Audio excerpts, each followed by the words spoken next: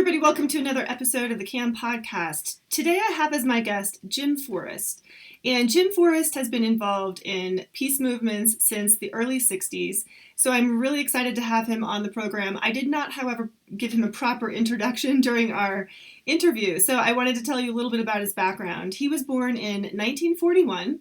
He was a red diaper baby, meaning that both of his parents were actually communists. And he ended up going into the Navy in 1959, and after becoming familiar with the Catholic worker and being involved in some protests, he ended up becoming a conscientious objector. He was thinking about becoming a monk, and then he ended up going to live with Dorothy Day in Manhattan at the Catholic worker. And she said, why don't you come live with me here and you can discern your vocation and figure out if you're supposed to be a monk. And then while he was there, Thomas Merton and Dorothy Day were having correspondence, and Thomas Merton was sending Dorothy Day some poems and essays to be published in the Catholic Worker. I think right at the beginning when he started doing that, Jim Forrest happened to be there. And Dorothy Day handed him the letter and said, here, write Father Louis back, as he was known in the Abbey, and tell him that we'll publish his stuff. So I believe that Jim Forrest was very involved in publishing Thomas Merton's work in the Catholic Worker and became friends with him. And as he says in the interview, they began exchanging basically monthly letters back and forth until the end of Thomas Merton's life in 1968.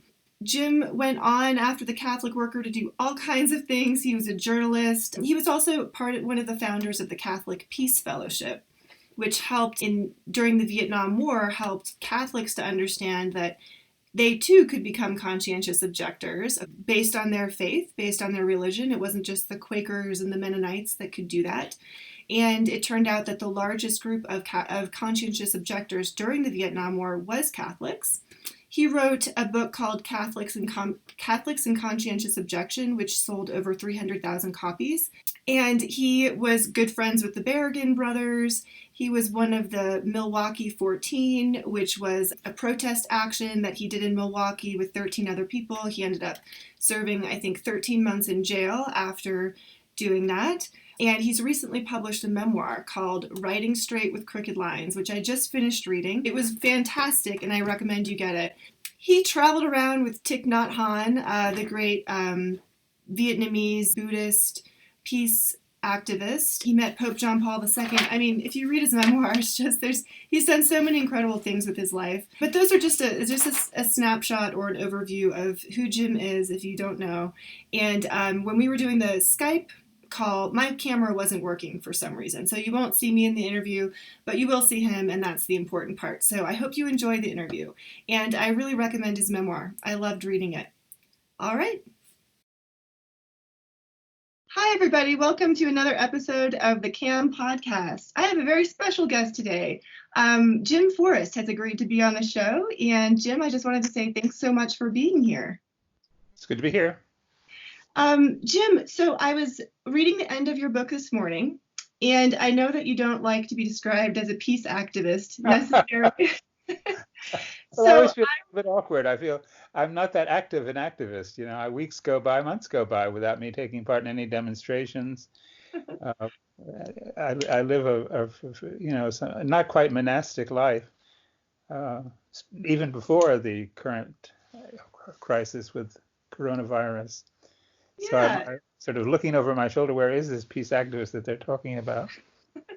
Well, I was wondering if you might be able to provide your own kind of bio here. What should people know about you who might be tuning in and might not be completely familiar with your history? Well, I suppose very few people are familiar with my history, and that's just fine. But I started out in somewhat unusual circumstances during the Cold War. In America in the 50s, 60s. I was growing up in the home of two communists. Well, my parents were separated, but my parents were both communists. And so we were in a very special category in the population of people being watched by the FBI and living a quite fishbowl sort of life. I guess it's bound to have an impact on one. I didn't myself become a communist. I never got interested in Marxism enough to become a communist, but I was influenced by my parents' concern with the poor, with injustice, with racism. My mother had chosen to live in what some people sometimes would call the other side of the tracks, that is to say, in a black neighborhood rather than in the white neighborhood she'd grown up with in a more affluent part of town. So I grew up in a New Jersey suburban minority community. That was so these things shape you, of course. You look at life differently. If you don't see black people in the movie, you wonder why they're not there, because they were part of your childhood. They were part of your life. So things like that. At a certain point, I became interested in Christianity, and that became another huge current in my life. And that's where I did really plug in. I didn't want to be a Marxist, but I did want to be a Christian. So it wasn't that I had any fundamental conscientious objection to social justice as defined by Marx, but Christianity sort of latched onto me and vice versa. And I guess the rest of my life has been an interesting experiment in trying to become a Christian. Yeah, I was just fascinated. When I started the podcast, I had like a list of about 10 people that I really wanted to interview. And you were definitely on the list. But I will admit that, I really just wanted to talk to you about Dorothy Day and Thomas Merton. I was like, I got to ask him, what were they like? But I'm so glad I waited until you published the memoir. It's going to come out this month. Is it called Writing? It's out. It's out. There's one copy in our house, and it's sitting right here on the coffee table in front of me. There it is. Writing Straight with Crooked Lines. It's fantastic, Jim. And I have to say, I'm glad to say, it's almost a comic book. Yeah, and so initially I wanted to interview you to ask about them, but I have to tell you, I found the first third of the book to be the most interesting. I mean, by the time I got to the Dorothy Day, Thomas Merton part, of course I was interested, but I just thought the stuff about your childhood and your background and your spiritual journey, I mean, all of that was so fascinating to me. And it seems that you've kind of been on a watch list your whole life, starting from when you were a very young child. Well, I can remember as a high school student, I was at that time living with my father in California, in Hollywood, California, Los Angeles, and going down to the corner telephone booth, where you put your dime in the slot and dial a number. My parents did not want me to call my girlfriend from at home because the calls were too long and they didn't want the line tied up. So I'd have to go down to the gas station where the phone was located and put in my dime and make my call. And one evening I did that, as I'd done, many a night before. And instead of hearing the bell ring at her house, I heard a tape recording of my conversation with her from the night before. They were not only just watching the home phone, they were watching the pay phone at the corner. Right, because your parents were in the play rather than the record button or whatever happened at the FBI end of the phone. Right. So your parents were both communist and they were active in the Communist Party. My father was prominent in the Communist Party and spent roughly a half a year or so in prison during the early 50s. Right, as a result of the Smith Act or something. He was found guilty for trying to subvert the government or something. Eventually, the charges against him were dropped when the FBI realized that the Supreme Court would probably not uphold the verdict of lower courts, but he had. It was part. It's not every kid gets to have a father in prison for political reasons when he's growing up. And then your son ended up having that same experience when you ended up going to jail as well, right? Yeah, although I was very secretive about my parents. I didn't tell my friends anything at all about the fact that my parents were communists, and I wouldn't have wanted the Sunday school teacher to know that my dad was in prison. But my son, on the other hand, was very proud of me being in prison and did a lovely drawing of me holding my arms up as if I'd won an election and smiling broadly behind all these bars. Right. And we'll talk in a minute about how you ended up in jail. But you did say that your father took you to a Marxist meeting or two, and you just found it kind of boring? Or your mom did. Okay. Yeah. I grew up mostly with my mom. Okay. Yeah. And of course they talked about whatever they talked about, but it didn't make me. I don't think I heard the word revolution or anything remotely like it. I was, like the youngster that I wasn't very much interested in what they were talking about, but it didn't sound very interesting to me. If I heard about revolution, it was mainly in the classroom where it was the American Revolution, and it was it was a revolution to be proud of. Yeah. And your mother was, or you kind of went to some Methodist services as a child, but then you were drawn to the Episcopalian Church and baptized in the Episcopalian Church? Yeah, I was. My mother grew up in a very devout Methodist home, rather affluent home, as a matter of fact, and her conscience was certainly shaped mostly within the Methodist Church as a young person growing up. And even as a communist, when she theoretically was an atheist, in practice, she wasn't much of an atheist, and she did actually want to go to church from time to time. And we certainly never missed a Christmas or Easter service, and there were other services in the course of the year that she would decide she wanted to attend. She just missed the church, I think. So we grew up occasionally being in church on Sunday. Yeah. With her.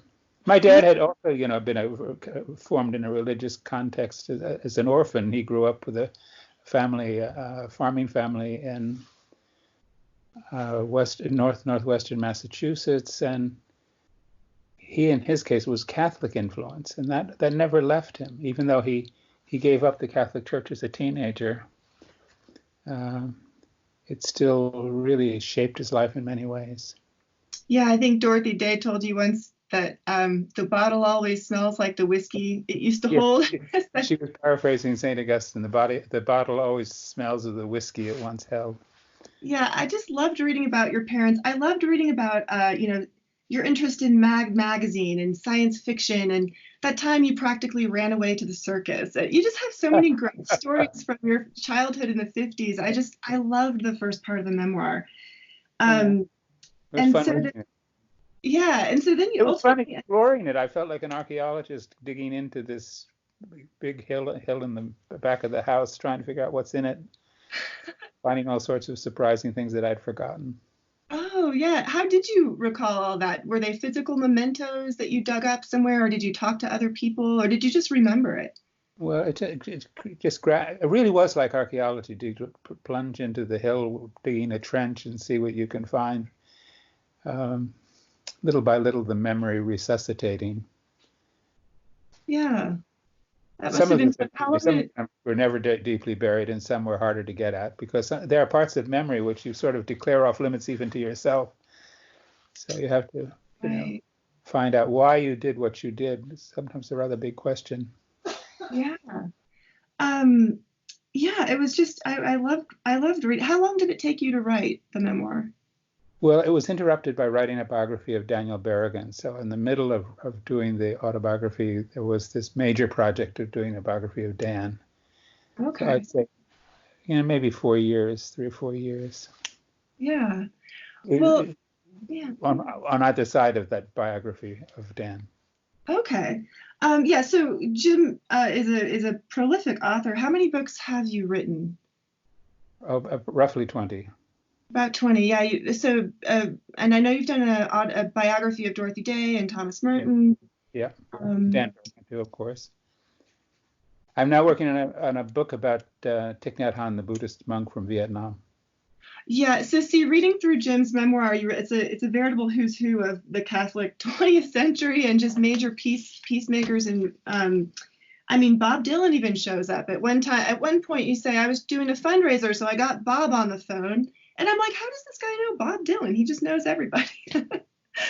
When Bob Dylan first came to New York City, he was hanging around on the edge of a crowd that I was also hanging around on the edge of. So there were social events where he would be, just singing to friends, and I would happen to be there. And we never became friends. I don't think he would recall my name, but I did have his phone number, and I was able to call him up and say, would he be willing to do a benefit for the Congress of Racial Equality Corps on Staten Island, where I was then living. And he said, sure. And then about a week later, I had to call him back and tell him that after all, the concert wasn't going to happen. I'm almost certain I didn't tell him why. It was because the chairwoman of the core group not known anything about Bob Dylan except he'd written a song called Blowing in the Wind, which he had heard Peter, Paul, and Mary sing and loved. But when she heard the first recording, the first album of Bob Dylan, she said he sounded like a dying cat, and didn't want him to come and sing for chorus. So I had to call him up and cancel the concert. Yeah, I hope you didn't tell him why. I didn't.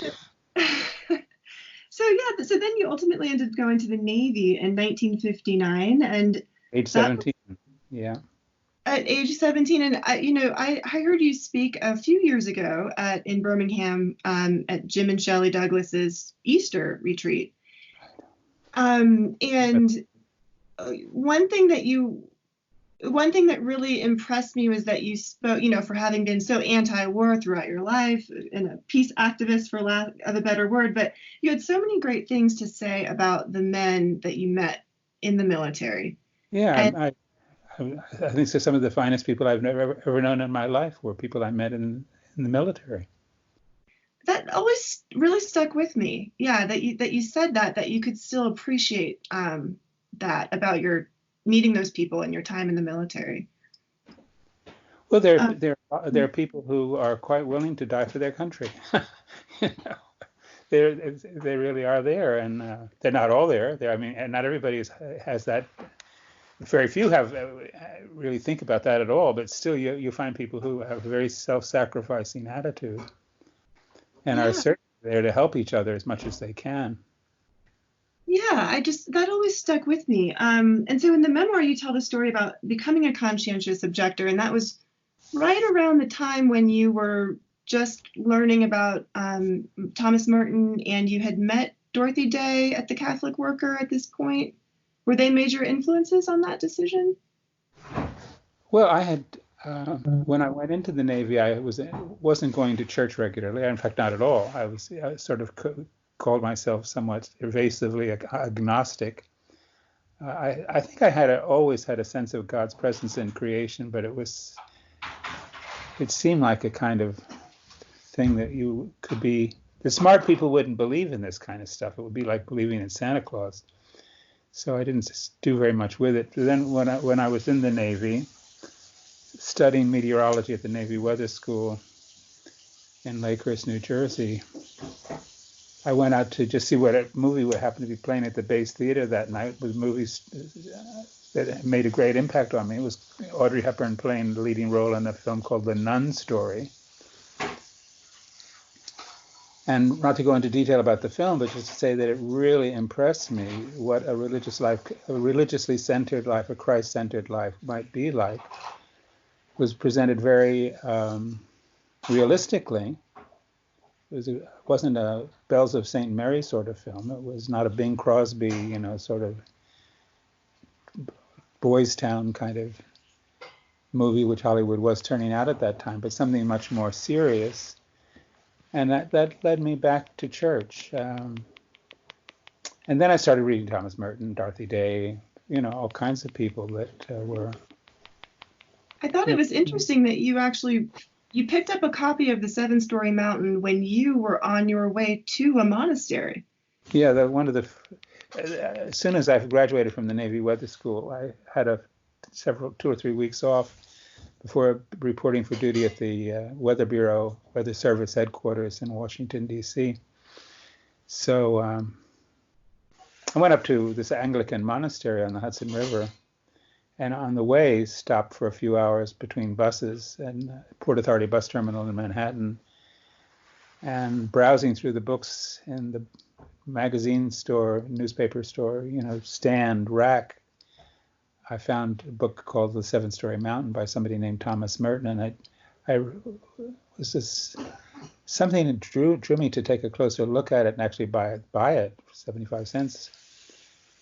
And once I started reading it, I found I just could not put it down. So I can remember driving in the bus up the Hudson River with heavy snow falling and looking out the window from time to time at the snow falling through cones of light, and seeing this kind of ballet of snow going on outside the bus, and then returning to the text and trying to imagine things. Well, it wasn't hard to imagine. The book is so vividly written. It's carried along on the tide of his his memoir. Yeah, and so a lot of us have had that experience of picking up a book and feeling so connected to the author, and the book means so much to us. It's so amazing that just a year or two later, you were at the Catholic Worker, and Dorothy Day hands you, I think you were thinking about becoming a monk, but she said, why don't you come here instead and work with us? Well, she said, well, you're trying to just, I didn't know. First of all, I left the Navy much sooner than I had originally anticipated, because I sought an early discharge as a conscientious objector after getting into some troubles. I had the idea of maybe becoming a monk, but I didn't know where. I didn't know very much about monasticism. I didn't know what doors to knock on. And I'd been visiting the Catholic Worker regularly and knew Dorothy Day. And she just said, well, if when you get out of the Navy you want to come here for a while, you're most welcome. And then, you wouldn't be the first one for whom this was a way station on the way to a monastic vocation. So that was when I came to the Catholic Worker, it was with that thought in mind.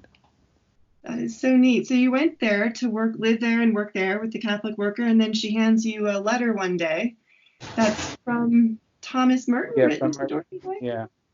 Well, by that time, of course, I'd read quite a bit of Merton. Dorothy knew of my interest in Merton. She was interested in him, too, and he was one of the people with whom she was corresponding.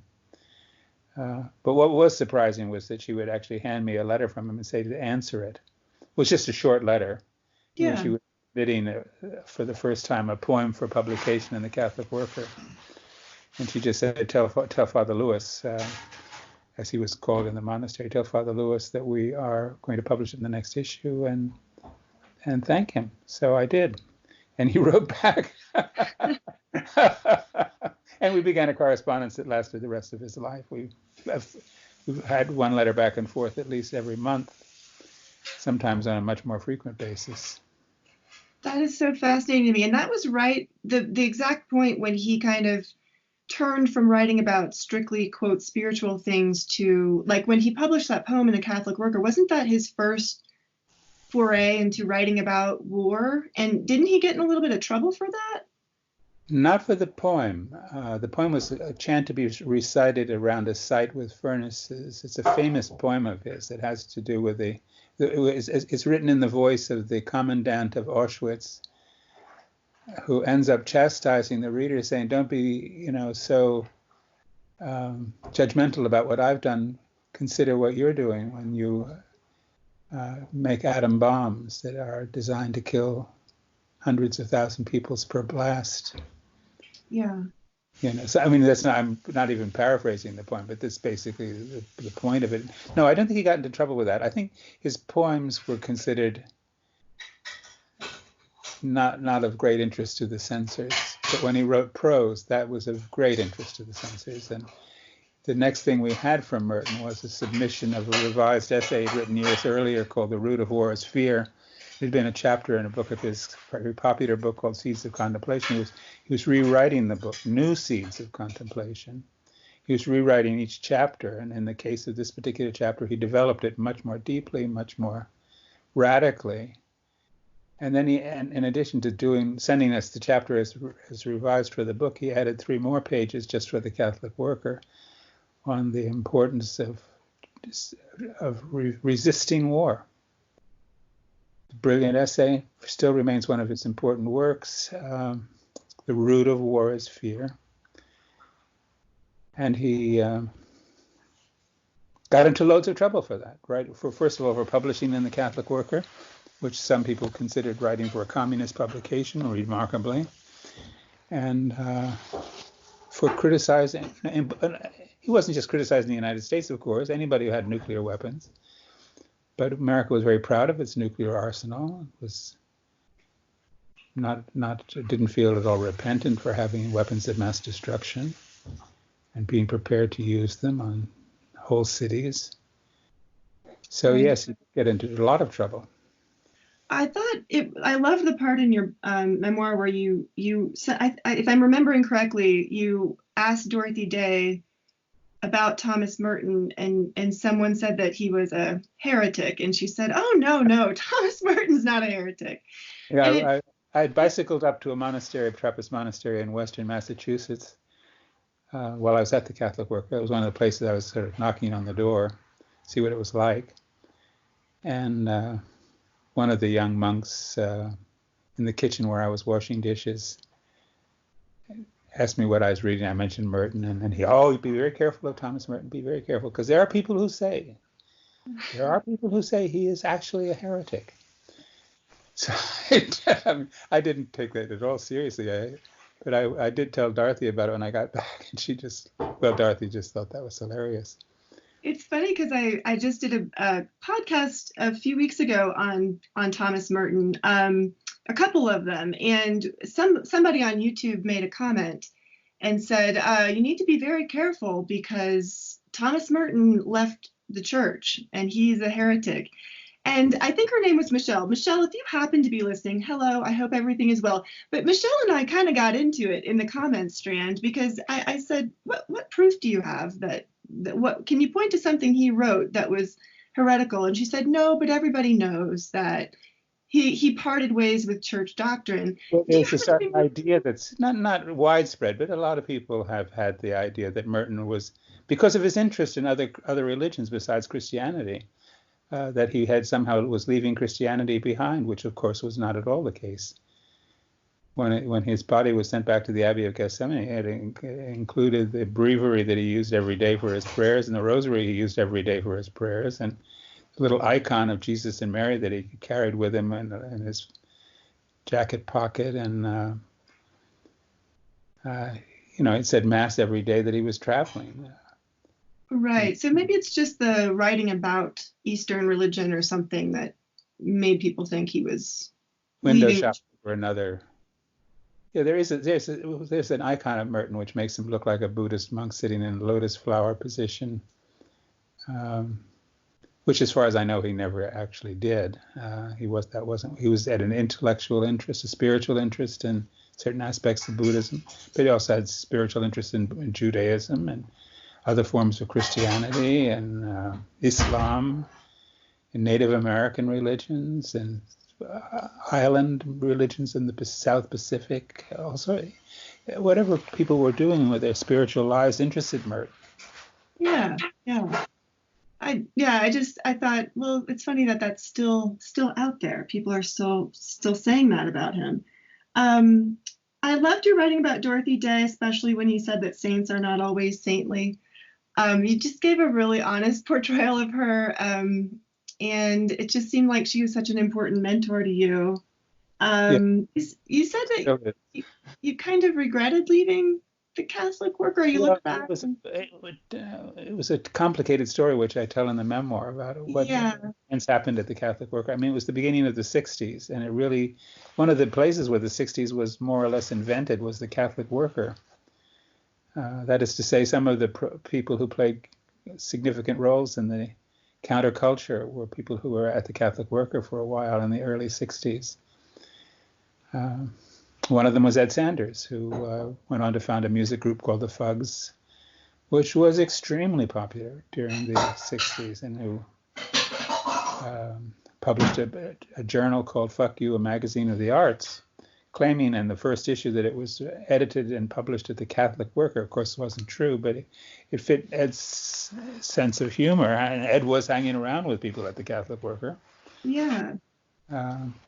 So when Dorothy saw the first issue of this magazine, she was outraged, and I can imagine that she thought, what if Cardinal Spellman sees this journal with this title? I mean, you could not say the word "fuck you" in print at that time in any general readership publication. Right. Yeah. And what would the Cardinal think? Cardinal was, not necessarily in agreement with Dorothy's point of view on very many things. So he might demand that she close the paper down or stop calling it the Catholic worker. Right. And so you had no involvement in that, but she kind of thought maybe you did. And you're right. It is a complicated story. It's told well in the book. I'm not telling it well right now, but it sounds like you were almost too young to understand that she could have been upset with you, but that doesn't mean she wouldn't have welcomed you back. Well, she sort of gave me an either or. I was visiting with Merton at the Abbey of Gethsemane in Kentucky at the time that this all happened, Yeah. I remember calling her. She almost never answered the phone. So one time I can think of Dorothy answering the phone at the Catholic Worker happened to be this call that day. And I could see immediately that I was calling to say I'm on my way back from the monastery. And she was in a state of outrage about this publication. And she didn't actually tell me what the name of it was at first. She just said, "Did you have anything to do with this? And this, what this, Dorothy? What are you talking about?" And then she managed to say the name of the journal. And then I realized, oh God, I'd heard Ed Sanders joke about making a publication with that name, but it never occurred to me it was serious. No, I didn't have anything to do with it. I hardly, in fact, it exists is quite a surprise to me. But I think all of us younger people at the Catholic Worker were under a shadow immediately. And I was a friend of Ed, so she gave me a kind of take it or leave it demand that instead of returning at this moment to the community in New York, that I go to Tennessee to write something about the report on this social justice project being carried out mostly by Black people in rural Tennessee. Yeah. And I just said, Dorothy, I can't come back right now. Unfortunately, I'd love to do it. I would be glad to write about them as soon as this is over. But I've promised to be one of the participants in a sit-in in front of the Atomic Energy Commission headquarters in New York. Well, that was the agency responsible for nuclear weapons. And Nick Kennedy had just announced the resumption of atmospheric testing of nuclear weapons, and we had planned, if that should happen, to have this sit-in in front of the AEC office in Manhattan. I was one of the organizers and one of the people who generated the idea of doing the thing in the first place. And Ed Sanders was another, incidentally, two of us. I just felt I had to do it. And when I said, Dorothy, I have to come back, I have to do this. And she said, if you're coming back right now and you're not coming back here. That was when Dorothy, saints are not always saintly. You're right. Yeah. And, had her bad days. And one of them was that particular day. Right. So after that, you didn't end up going back to the Catholic Worker. I think you went to write for Liberation or be the editor at Liberation magazine. First of all, I got a job working for the Committee for Nonviolent Action. Okay. In their publications program, but then I was also involved in organizing a walk from Nashville, Tennessee to New York, an interracial march for disarmament. And then I worked for Catholic Relief Services in Manhattan for a while. And then I worked for a trade magazine, business magazine in Manhattan on Madison Avenue. Yeah. Then I worked for Liberation magazine for a year. That's what you're thinking of. Then I worked as a journalist for the Staten Island Advance, a daily newspaper in Manhattan, in this borough of ferry boat ride from Manhattan, Staten Island. Yeah. And then we organized the Catholic Peace Fellowship, and that's what I was, that's when I got really in stride, was something that I could be wholeheartedly a part of. Right. So you started the Catholic Peace Fellowship with Jim Douglas and was it Tom Cornell? Tom Cornell. Yeah. And then Thomas Merton and Dorothy Day were like on the advisory board of that. Yeah, Merton was part of that. And you ended up writing. And Dorothy and I didn't stay in a bad relationship with each other for long. I mean, it was a matter of weeks or a couple of months before we were back in touch with each other. And she came to the baptism of your first child, and yes, oh yeah. So yeah, the Catholic Peace Fellowship. The whole point of that was to help people, soldiers in the Vietnam War, to A, know that they could become conscientious objectors if they were Catholics, and then B, to help them go through that process? Yes. Okay, and then I wrote a booklet called Catholics and Conscientious Objection, which we published during the war, about 300,000 copies of. And it was a significant factor, I think, in helping many young Catholic men, because only men were subject to the draft, and to decide to become conscientious objectors, is that they as Catholics could do so. They Pope John the 23rd, the Vatican Council had both affirmed very strongly this possibility, but it wasn't something that was being publicized very effectively by the American Catholic hierarchy. So we thought we should take it on. Is that still in print, or would it still? Do you think it would still be? I don't know if it's still in print or not. The Catholic Peace Fellowship is at Notre Dame University, and they may well have it in print, but it's online, both on the Catholic Peace Fellowship website and on the Jim and Nancy Forrest website. Okay. So that was a huge milestone, because before the Vietnam War, I mean, Catholic conscientious objectors weren't really heard of. I mean, there was a few, Gordon Zahn, a couple, but I don't think they were very common. But I want to say there was up to 30,000 or something during the Vietnam War. I don't know where I got that number, but I think that's not that might even be a low number for it. It was. I recall not the exact number or even the approximate number, but that it was the largest single group of conscientious objectors if you identified by religion.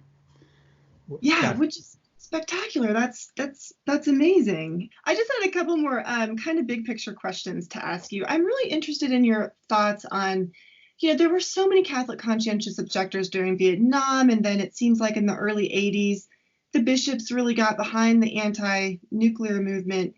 What has happened since then? Because I feel like there was some momentum there, and it kind of feels like it was lost, to me anyway. Well, I've lived in the Netherlands since 1977, so I really am not the best equipped person to. It's sort of like asking the same question of why was Trump elected president of the United States. I don't know.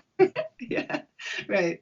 What came over Americans that their social conscience kind of withered, and I think the sort of fear-driven, anxiety-driven culture began to emerge. I come to visit the United States, once, twice, 3 times a year, but I feel like the blind man feeling the elephant and not getting the whole picture. For me, it's very mysterious why a country in which conscience was very important for a lot of people during the 60s, 70s, and into the 80s. From the 80s onward, began to shrink in significance, so that I don't think the word conscience is something you hear very often these days. That's very true. And I can see how that would be hard to talk about, not being an American. It seems to me that even in the church, the church's official teachings and official documents all seem to be kind of headed in the right direction since Pacem in Terris and all of that. But it seems like that doesn't filter down at all to everyday people in the pews. Yeah, I blame the bishops. I think that one of the things that they've failed to do is to translate papal encyclicals and council documents into accessible teaching for average going to church on Sunday people, or people who just occasionally go to church. So everybody knows the Catholic Church is against abortion, which is okay. I am too, but they think of it as a kind of judgmental, finger-wagging, sexually obsessed kind of institution. These kind of strange portrait that emerges, and it largely has to do with their experience of what bishops have to say and not to say, I think. Okay, yeah, that makes sense. That's my impression. I'm somebody on 6 time zones away from New York City and 9 from San Francisco. Right. And then I just wanted to ask you quickly, another thing I like about your book is, in fact, if I can just read a short little excerpt for people, if you don't mind. No, go ahead. You wrote, "If you're looking for peace, I've often joked, avoid the peace movement."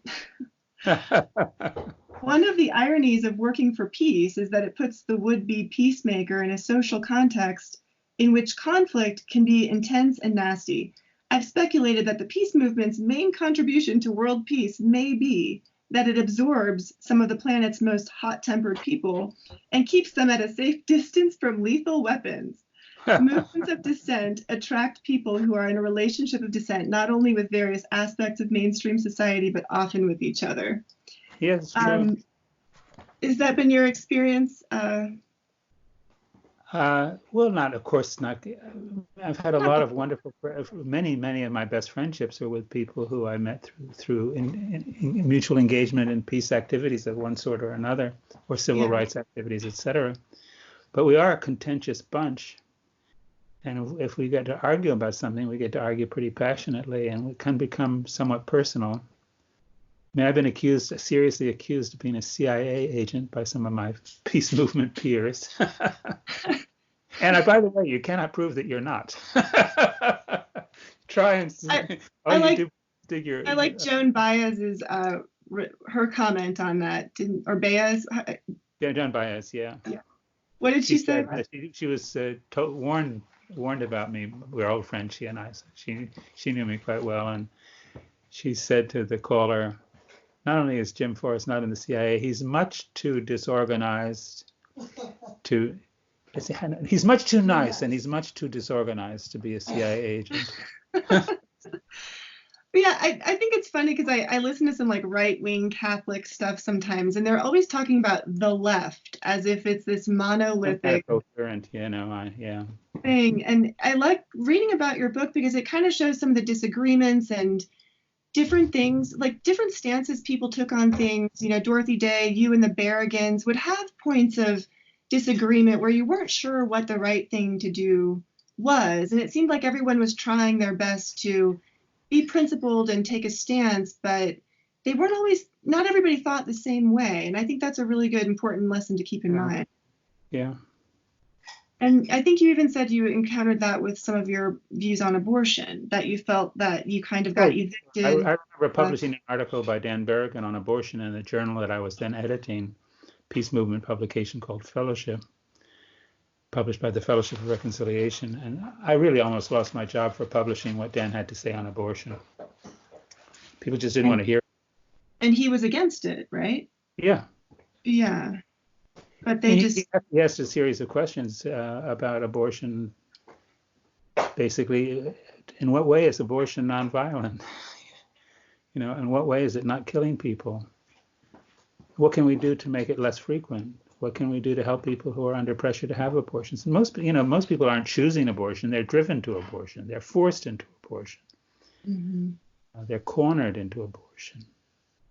Society gives very little support. Their friends, their parents, their boyfriends, their girlfriends, whoever may be pushing them very hard in that direction. They're not going to get any financial help from the society. They may feel they have absolutely no choice but abortion. And right. It's a concern. Is it something that abortion advocates understand how choiceless it is for so many women? Mm-hmm. Far from being choice. Right. I wanted to ask you quickly, just a couple more questions, but I know that you have, I did an interview with the author of The Martyrdom of Thomas Merton, and in talking about his death, and I didn't know if you had any comments on those, and you don't have to comment on it if you don't want to. But no, I've read the book, and I agree with them that it's unfortunate that there wasn't a proper autopsy done on Tom Merton's body after his death. There are all sorts of reasons why that probably wasn't the case, but they give it the most conspiratorial kind of reading and blame people like Brother Patrick Hart, Merton's secretary and collaborator at the monastery, as being architects of a cover-up, which is just ridiculous. Okay, yeah. So it's just ridiculous. It's a thesis. If it wasn't Thomas Merton, you could make it into a kind of crime novel, but it doesn't really have. The book doesn't reveal very much of interest about Merton. The author seemed to be more interested in what his dead body has to say than what his live body did say. Okay, yeah. Well, thank you for commenting on that. Yeah, I found the book pretty convincing, but I think there was evidence of a cover-up. I'm just not sure how much people were playing a part in that. Do you know what I mean? Like knowingly, I don't know. But well, I knew Brother Patrick Hart quite well. We were friends for many, many years, and the portrait of Brother Pat that's presented in the book is obviously by people who never met him. Yeah. And don't know the monastery very well, or the people who are in it. Okay. Yeah. And so I'm sure that changes your perspective on that. What? Oh, and I was going to say, you're not a Catholic. Are you still a Catholic, or did you leave the Catholic Church to become an Well, I don't call myself an ex-Catholic, but we received communion in the Orthodox Church. Okay, gotcha. I never left the Catholic Church. We just started attending liturgy in an Orthodox parish in Amsterdam back in 1988, and we quickly found that I think largely had a lot to do with the travels that I was then doing in Russia, writing about the church in Russia. Yeah. It had also to do with Dorothy Day's interest in Eastern Christianity. She had taken me to visit Orthodox church in Manhattan, a cathedral in the East 90s, and she had taken me to Orthodox Vespers, and she had introduced me to Dostoevsky's writings and so forth. I just got very interested in Orthodox literature, Orthodox culture, Orthodox liturgy, Orthodox theology, and I loved the liturgical life in the Orthodox Church. So we began to receive communion in the Orthodox Church. It wasn't leaving the Catholic Church. We never left, and I don't consider myself an ex-Catholic. So it's a little hard to describe. I'm sort of a Catholic on loan to the Orthodox Church. Mm-hmm. So, well, that makes sense. What advice would you have for anybody who is interested in peace, coming from the perspective of being Catholic or Christian in today's world? I mean, you've done so much with your life. It's pretty impressive. But everyone has to find their own path, and I think things are different. But as I was reading your memoir, I'm thinking they're different, but they're not that different. We have, instead of an FBI agent sitting in a car outside your house, we just have cell phones, and they can listen to any of us at any time if they really want to. So there's still this kind of surveillance state. There's still this buildup of nuclear arms. Nobody seems to care much anymore. We are now in like a 20-year war. There's no mention of anything from the church. It just doesn't have that energy that it had in the 60s. And so sometimes it almost feels like a lost cause. Do you have any thoughts on that? Or? Well, it isn't a lost cause, but I think we have to pay attention to what's going on around us and to rethink our priorities. Right now, we're all of us affected by a virus that is particles of which are so tiny we can only see them with a microscope, and yet we're all threatened by it. And we live in a society which has invested unbelievable amounts of money and talent and genius and weapons of mass destruction, and had done nothing really of note to prepare for the epidemic that we actually have, which is life-threatening to everybody. It reveals, how skewed our priorities have been. And maybe, I'm hoping, that this crisis is going to make us think of how ridiculous it is to have weapons that can kill millions and millions and millions of people and possibly destroy civilization and make the world barely inhabitable, rather than a world in which we are preparing for a future in which we and the rest of creation can survive. There's a struggle just to have breathing assistance for the ill, respirators. We don't have enough. We have more than enough nuclear weapons. Why is that? Yeah, that's a good way of putting it. Maybe this virus will help to expose some of those priorities, where we are putting our time and talent. We have to rethink the future. That when this crisis passes, if it does pass, let's hope it will. We'll have a different world than we had a month or two ago. It won't be the same world, and we have an opportunity to reshape that world, to reshape its priorities, to reshape our insularities. One of the things I received when I was in prison was a gift from one of the astronauts on the Apollo 11 mission, the July 1969 first landing on the moon. When they got back from that mission, one of them sent me a photograph he had taken of the Earth from space. And I've lived with that icon ever since. I mean, the picture's just just a few inches away from me all the time. If you think of the world as just one organism, and the people who live in it as living at the same address, it changes your priorities. It's not just this bit of earth versus that bit of earth. It's us versus ourselves. Mm-hmm. How are we going to live? It's a beautiful planet. Will it remain so? Will it be a place that sustains rather than destroys life? Well, it's up to us.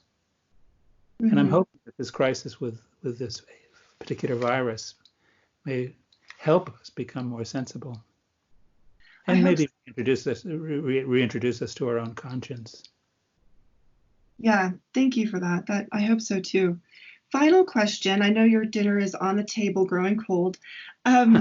Aside from your memoir, which I would recommend to anybody, if you want to just read a great, well-written story about a very fascinating life, I would recommend Jim Forrest's memoir. Also, The Root of War is Fear by Jim Forrest is a great book. And you've written so many good ones. It's an introduction really to Thomas Merton as I knew him. It draws on our correspondence especially. Oh, The Root of War is Fear. Yeah. And I believe I've also bought for my godson. Didn't you do a book about St. George and the Dragon? Children's book, yeah, the St. George and the Dragon. That's a great book too. What other books would you recommend, either ones you've written or ones you've read, for people who might not feel like they... like asking which of your children do you love the most? They all have their place. They're all of them valued. Think about someone who really doesn't have... The book to single out would be The Ladder of the Beatitudes, or... Oh, wait, say that again? What was the title? Ladder of the Beatitudes. Okay. It takes the first verses of the Sermon on the Mount, Blessed are the poor in spirit, and the verses that follow, as a kind of a extremely compact summary of the Gospels, and looks at them through the lens of accessible biblical scholarship, but even more so through the lens of stories. What doors can they open in our lives, these Beatitudes? What do they mean? What does it mean to be poor in spirit? What does it mean to mourn? What does it mean to be meek? What does it mean to have a pure heart? What does it mean to be a peacemaker? What does it mean? What does the word blessed mean? What is that word? When Jesus said what we translate as blessed, what was he saying? Well, it was the Greek word makarios. It means free from death, risen from the dead. I've never heard of that before. I've never known that. Okay. That sounds excellent. Maybe that'd be a book to single out, just because I think of all my books, probably that's the one that has the most to do with just the basic Christianity. Good. Well, thank you. Thanks for that. Thank you so much for your time, Jim. I don't want to keep you much longer. Time to eat.